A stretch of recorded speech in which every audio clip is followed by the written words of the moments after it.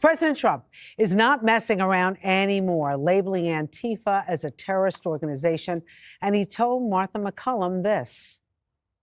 We're going to do a big thing with respect to Antifa. It's a sick group. I mean, very, very sick group. You said millions and millions of dollars going towards some of these groups for agitation the other day. They're agitators. Who are they? Well, and where's the money coming from? Is it foreign entities? Yeah, it's a terrorist organization, in my opinion, and we're going to find out. All those questions are going to be answered. All right, Harold, I was watching Congressman Dan Goldman today said Antifa, it doesn't exist. Does it?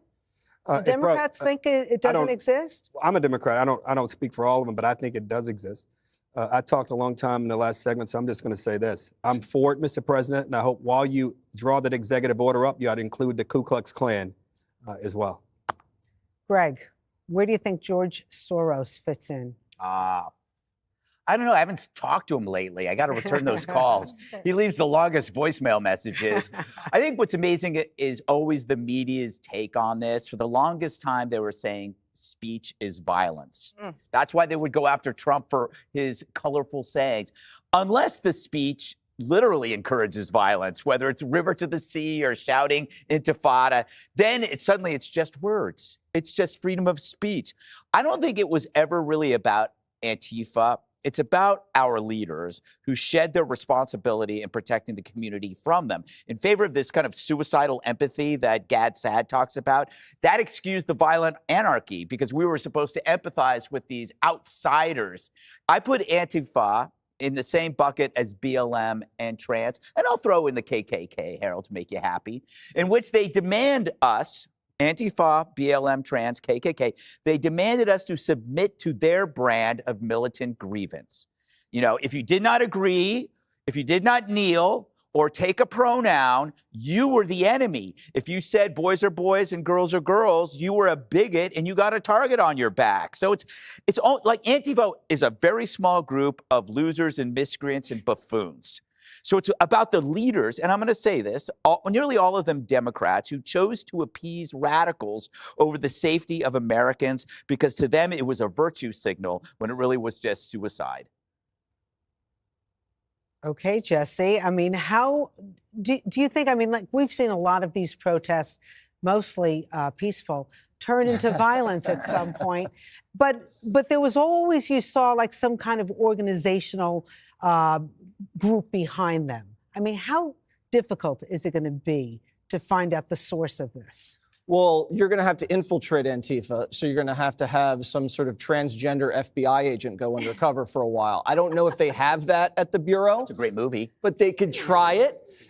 They've been causing violence and mayhem for a long time, and everyone's treated them like a little nuisance, but they have to be treated seriously. They shot and killed someone out west. They shot a cop.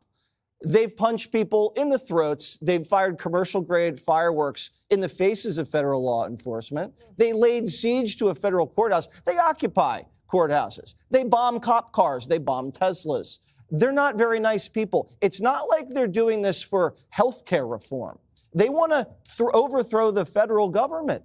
That's an anarchist. And anarchists in our history, they've assassinated presidents. They firebombed the townhouses of attorney generals. You got to take these guys seriously. Joe Biden took the threat of white supremacists, domestic terrorists seriously and investigated them. Surely we can investigate the domestic terror threat from Antifa because the money is suspicious. Where do they get the body armor? Why do they always have the best equipment and technology? Why do they look all tacked out constantly? And then when they get arrested, they have bail money and the best lawyers, so they never, ever face any charges. Who's paying the lawyers? That's what I want to know. You bring up some interesting points. I mean, also, Emily, I mean, a lot of people think, you know, the Democratic Party, because they don't have a real leader right now, that it's going to be very difficult to find out the source. Yes, I think the real challenge here is actually the fact that we don't quite have the legal framework for designating domestic terror organizations as we do foreign.